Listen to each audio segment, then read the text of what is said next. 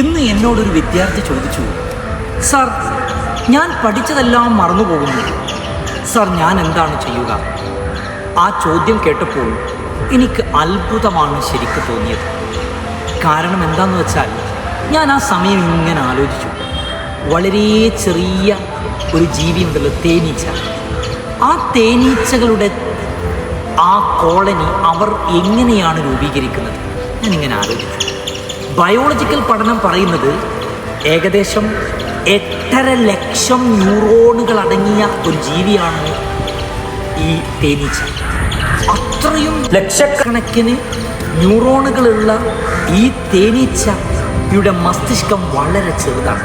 എന്നിട്ടും അവർ പ്രയോഗിക്കുന്ന ബുദ്ധിയെക്കുറിച്ച് നിങ്ങളൊന്ന് സങ്കല്പിച്ചു നോക്കൂ.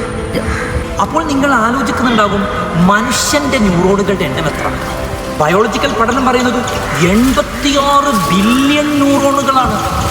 അപ്പോൾ നിങ്ങളൊന്ന് ആലോചിച്ച് നോക്കൂ, കമ്പ്യൂട്ടർ പോലെ ഓരോ ന്യൂറോണുകളും ഒരു കമ്പ്യൂട്ടർ പോലെ പ്രവർത്തിക്കണം. അത്രയും അപാര ശക്തിയുള്ള ഈ കമ്പ്യൂട്ടറിനെ കുറിച്ച് നിങ്ങൾ ഒന്ന് ചിന്തിച്ചു നോക്കുക. അതിവേഗതയുള്ള ഒരു സൂപ്പർ കമ്പ്യൂട്ടർ എന്നതിനപ്പുറത്ത് എന്തെങ്കിലും വിശേഷിപ്പിക്കാൻ പറ്റുമെങ്കിൽ അത് വിശേഷിപ്പിക്കണമെന്നാണ് എൻ്റെ അഭിപ്രായം. സാധ്യമാക്കാത്തതൊന്നുമില്ല. മനുഷ്യൻ്റെ മസ്തിഷ്കം ഒരു പാരാവാരമാണെന്നാണ് എല്ലാവരുടെയും അഭിപ്രായം. ഇതിങ്ങനെ ചുമന്ന് നടന്നാൽ മതിയോ? പോരാ, ഇത് നന്നായിട്ട് പ്രയോഗിക്കണം. അത് വളരെ മനോഹരമായി പ്രയോഗിക്കുന്നവനെ വിജയമുണ്ടാവുകയുള്ളൂ.